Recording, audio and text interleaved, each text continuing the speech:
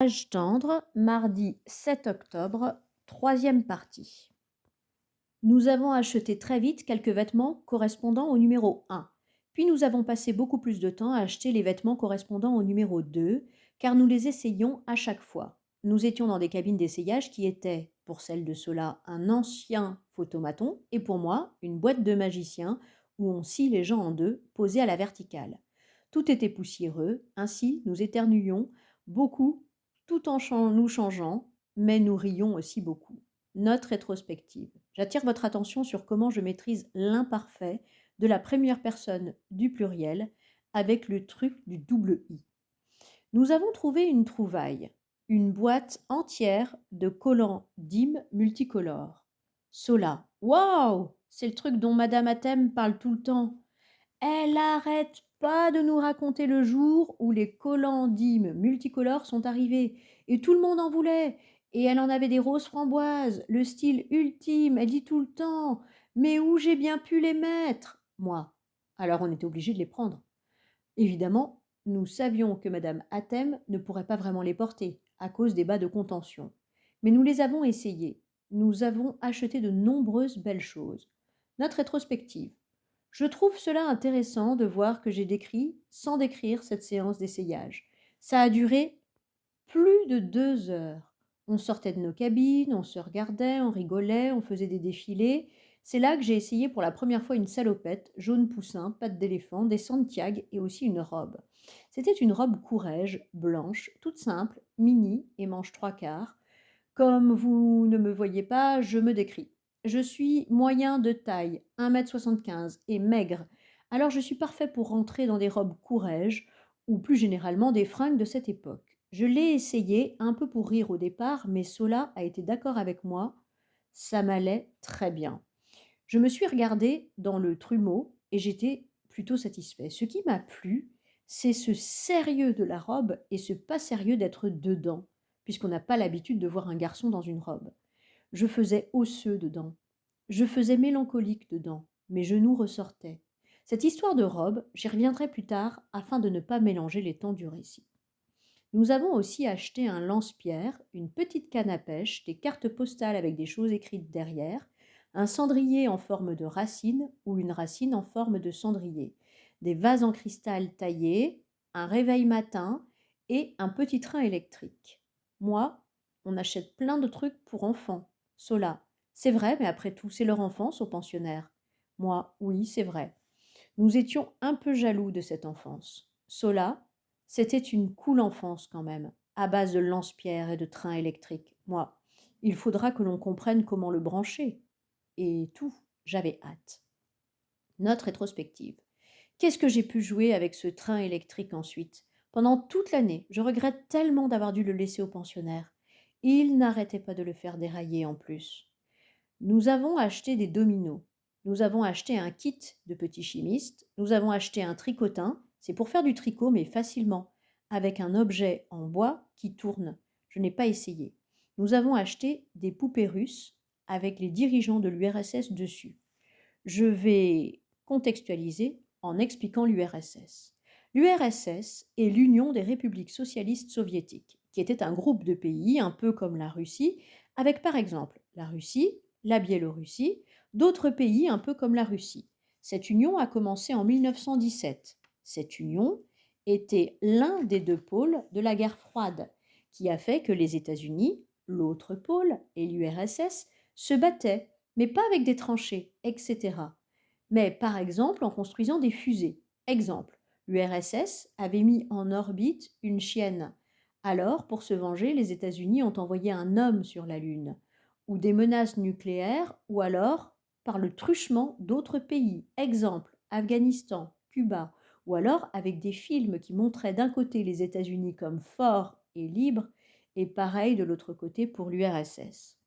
À la fin, l'URSS a perdu, car le mur de Berlin, qu'ils avaient construit au milieu du rideau de fer, qu'ils avaient construit entre eux, et les autres pays du monde, a fini par être détruit des deux côtés, 1989, mettant fin à un monde bipolaire, 1991, et saluant l'avènement d'un autre monde, celui dominé par les États-Unis, et je n'ai pas d'informations sur ce qui s'est passé ensuite.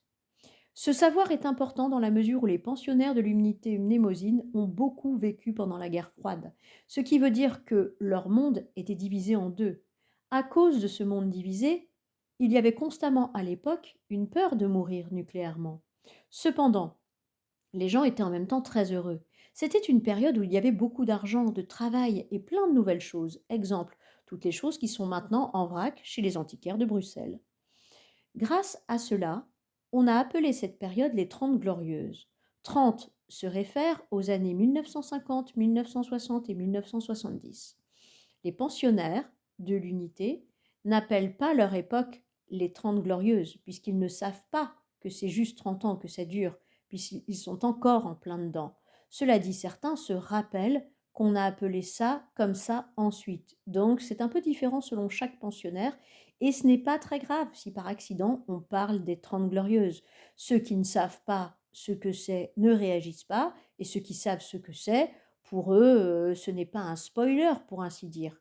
Source: Wikipédia, conversation avec les employés et les pensionnaires de l'unité Mnémosine, autres recherches. Nous avons acheté les poupées russes pour rappeler l'URSS aux pensionnaires, mais gentiment, de manière rigolote, car ça reste un jouet. Nous avons acheté un cochon en porcelaine pour Monsieur Fertin. Je suis très content de l'avoir trouvé. Il a un bon sourire de bon copain. Moi, je vais le mettre en papier cadeau et lui donner. Il sera très content. Nous avons chargé ces choses, bien emballées, dans l'authentique combi Volkswagen. Nous avons payé pour ces choses et la facture s'est élevée à 945,69 €. Nous avons donc été économes par rapport au budget. Ensuite, nous sommes rentrés à l'hôtel et je me suis immédiatement endormie et puis réveillée vers minuit. Et là, j'ai écrit tout cela et il faut que je me rendorme car ces insomnies, bien que très productives pour l'écriture de ce rapport de Cercy, ne le sont pas pour la vie professionnelle ni pour la vie sociale. Or, je dois faire un travail sur moi-même, exemple, méditation de pleine conscience, afin de ne pas entrer dans un cercle vicieux qui est le lot de nombreux insomniaques, source Doctissimo. J'ai adoré aujourd'hui. Mercredi 8 octobre. J'ai détesté aujourd'hui. Sola n'a pas fait preuve de professionnalisme. Nous sommes rentrés en France. J'ai écouté Françoise Hardy toute la soirée. Note rétrospective. Ce qui s'est passé cette journée-là, et que je n'étais pas d'humeur à raconter, je suis d'humeur aujourd'hui à le raconter. On s'était arrêté dans une station-service pour prendre un café, Sola, et un chocolat, moi. J'ai trouvé que c'était un excellent contexte pour parler de la biographie de carrière. Mais Sola, elle, n'a pas trouvé. Sola: c'est chiant ton histoire de biographie de carrière. Je t'enverrai mon CV si ça t'éclate vraiment. Non, raconte-moi plutôt ta vie à toi. Moi: je n'ai pas eu de carrière. Sola: ta vie? T'as une petite amie, toi, ou un petit copain? J'ai dit que non, ni l'un ni l'autre, mais que ce n'était pas grave. Elle m'a demandé comment était ma famille, si je m'entendais bien avec eux, etc. Au début, ça se passait bien, j'étais de bonne humeur. Et puis tout à coup, c'est parti totalement en vrille. Je reconstitue la scène un an après, donc forcément, ça a dû se déformer au fil du temps. Mais dans mon souvenir, ça s'est passé un peu comme ça. Moi, mon frère Cola, il travaille dans un garage, plutôt dans les bureaux, mais parfois il descend filer un coup de main. Et ma sœur, elle fait des études d'infirmière pour être infirmière. Sola: et ta mère? Moi: ma mère, elle est actuellement en recherche d'emploi. Sola: et ton père? Moi: mon père, il est professeur de chinois à Antibes. Sola a eu l'air un peu étonné. Comme je ne parlais jamais de mon père, je pense qu'elle s'attendait à ce que je dise qu'il était mort ou parti pour toujours. Sola: il est prof de chinois? Comment ça se fait? Moi: au départ, il était prof d'anglais. Mais quand il a déménagé à Antibes, comme il est à moitié chinois, c'est plus lucratif, parce qu'il y a plein de gens qui veulent apprendre le chinois à Antibes à cause de l'industrie aéronautique en plein essor, laquelle entretient avec certains partenaires chinois une relation de collaboration, bien que néanmoins un peu méfiante. Je sais que j'ai dit très précisément ça parce que c'était la réponse que je donnais à quiconque m'interrogeait sur le sujet à l'époque. Sola: et toi, tu parles chinois? Moi: non. Sola: et tu vas souvent à Antibes? Moi: non. Sola: pourquoi? Moi: rien. Sola: pourquoi il est à Antibes, ton père? Moi: parce qu'il y a plein de gens qui veulent apprendre le chinois à Antibes à cause de l'industrie aéronautique en plein essor. Sola a levé les yeux au plafond. Sola: mais tu m'as dit tout à l'heure que c'est une fois arrivé à Antibes qu'il est devenu prof de chinois à cause de la demande, pas l'inverse. Moi, rien. Sola, il est remarié? J'ai fait un bruit de bouche pour exprimer de grosses réserves sur la question. Moi, soi-disant. Sola, soi-disant? Moi, on n'est pas venu au mariage. Sola, il ne vous a pas invité? Moi, si, mais on n'est pas venu. Sola, pourquoi? Moi, parce que c'est une femme horrible. Sola, pourquoi horrible? Moi, en boucle, c'est une femme horrible, elle est potière, elle est horrible. Sola, rigolant encore à ce stade. Mais pourquoi horrible? Moi, juste horrible, c'est tout. C'était difficile pour moi à ce moment-là, je me souviens, de mettre des mots sur l'horreur de M. la marâtre. Elle faisait sortir tous les trains à la fois. Elle me mettait dans les veines une volée d'épingles. Et pourtant, il était impossible de préciser exactement pourquoi. J'avais conscience que potière n'est pas une justification raisonnable. Ça, c'était le début. Ensuite, j'ai des images du genre Sola mangeant très lentement ses spéculoos en buvant son café, ses sourcils se fronçant. Sola, d'un ton de plus en plus lent. Qu'est-ce qu'elle a fait de si horrible? Moi, si tu trouves pas ça horrible de casser une famille avec 3 enfants, j'ai pas à t'expliquer ce qui est horrible. Sola, je vois. Donc elle n'est pas horrible du tout, elle a juste le tort d'être tombée amoureuse de ton papa et vice-versa. Là, c'est comme si ma mémoire avait pris un gros couteau à beurre pour tartiner tout le souvenir en noir. Je revois la station-service, noir, noir, noir, alors qu'il devait être à peine 10 heures du matin. Il me semble que j'ai dit des gros mots que je ne dirais pas d'habitude, qui clairement visaient M. la marâtre, dont le vrai nom est Mélissa. J'ai dit des choses comme n'importe quelle femme de 10 ans et de 10 kilos de moins peut mettre un homme dans son lit. J'ai dit des choses comme c'est une paix, au moins 3 mots commençant par P. Et j'ai dit que mon père était lâche, faible, traître et avait trahi ses engagements. Cela, je vois. Et ton père, il en dit quoi? Moi, il fait son gros mytho en mode ça allait déjà trop mal avec ma mère quand il a rencontré cette femme horrible, etc. Cela. D'accord.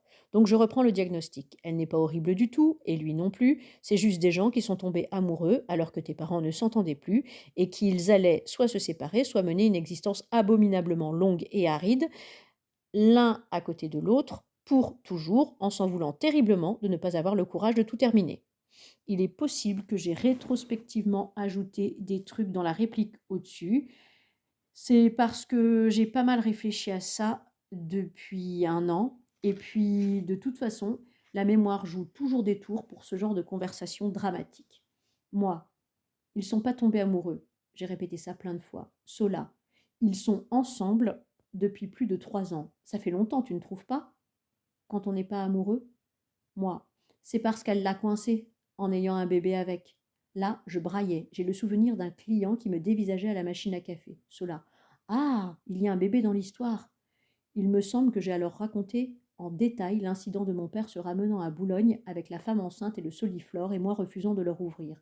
C'est là, je crois, que Sola s'est fissurée. Elle m'a regardé avec cette espèce de mélange de déception et de colère qui me glace la gorge quand une prof ou maman l'exprime. Sola a pris une grande inspiration. Ok, donc elle traverse toute la France, enceinte, avec lui, pour venir te voir et t'offrir un cadeau.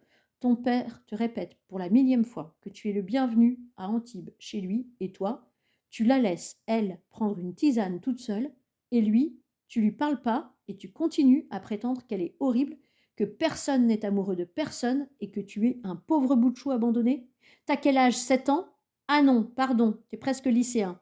Excuse-moi de ne pas avoir des bouffées d'empathie. Là, il me semble que j'ai dit à Sola des choses plus que laissant entendre qu'elle était sans cœur, immorale et méchante. Il me semble que j'ai dit un truc du genre je vois pas ce que tu comprendrais vu que t'as pas d'enfant toi-même, ce qui est un argument vraiment très intelligent, ni de mari, j'ai été clairement champion du monde de la théorie de l'esprit. Tout le long, Sola gardait un calme assez terrifiant et mangeait ses spéculoos incroyablement lentement. Au bout d'un moment, elle a dit Sola, je crois que tu es un sale petit con. Comme j'étais muet de stupeur, j'aime bien l'expression muet de stupeur, elle a dit Sola, mais c'est pas ta faute. Allez, on y va. Elle avait mangé son dernier spéculoos, alors on est parti. C'était une crise gigantesque. Quand on est rentré, j'ai passé le reste de la journée calé dans mon lit à écouter Françoise Hardy. J'ai jeté mon soliflore contre le mur, il s'est cassé en 3 morceaux. Jeudi 9 octobre. Pas reparler à SP. Vendredi 10 octobre. Toujours pas reparler à SP. J'ai donné le cochon en porcelaine à monsieur Fertin. D'abord, il a fallu le déballer pour lui, parce qu'il a perdu ses capacités de motricité fine. Moi, regardez ça, monsieur Fertin. Un nouveau cochon en porcelaine. Monsieur Fertin n'a pas répondu. Moi, tenez. Monsieur Fertin a pris le cochon et a directement commencé à l'essuyer. Moi, il vous plaît? Monsieur Fertin n'a pas répondu. Moi, je suis allé vous le chercher parmi 1000 choses tout au fond de la Belgique. Monsieur Fertin a fini de l'essuyer et l'a mis près des autres. Moi, il a l'air sympa, vous ne trouvez pas? Monsieur Fertin, marmonnant. C'est ma sœur qui me l'a offert. Moi. Ah ben non, c'est moi. Monsieur Fertin. Ma sœur me l'a offert. Moi. Mais non, je viens de vous l'offrir. Je l'ai choisi moi-même, emballé moi-même et déballé moi-même. Votre sœur n'a rien à faire dans l'histoire. Monsieur Fertin n'a pas répondu. Je sais bien que ce n'est pas leur faute, s'ils sont atteints de démence. Mais c'est un peu vexant parfois.